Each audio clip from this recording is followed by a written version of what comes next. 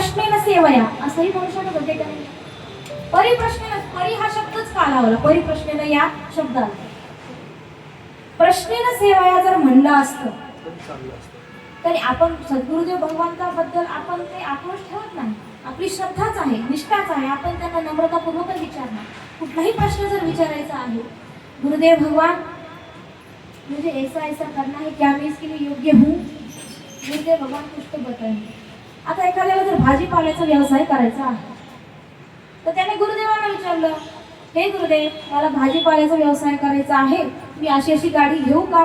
माझा हा चालेल का व्यवसाय? असा प्रश्न विचारतात की नाही? विचारतात की नहीं? मैंने ऐसा ऐसा घर बांधा है, अभी ऐसा ऐसा करूँगा, चलेगा? ये मेरे लिए योग्य है या नहीं? ये भी हम पूछते नहीं है, लेकिन कोई कोई पूछ लेता है, मेरे लिए योग्य है या नहीं. नौकरी करनी है किसी को, कहते गुरुदेव भगवान आज से मुझसे सेवा नहीं होगी. सेवा नहीं होगी, क्यों नहीं हुई? कल से मैं नौकरी करना चाहता हूँ, मुझे कहीं काम मिला है, क्या मैं जाऊँ? गुरुदेव भगवान म्हणत नाही नको जाऊ.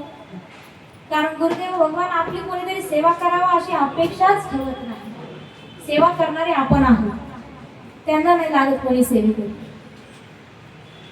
परिप्रश्नेन हा जो प्रश्नेन सेवा मला सांगायचा आहे, हा जो आपण व्यावहारिक प्रश्न विचारतो, भाजीपाला असेल, नोकरी असेल, काही असेल,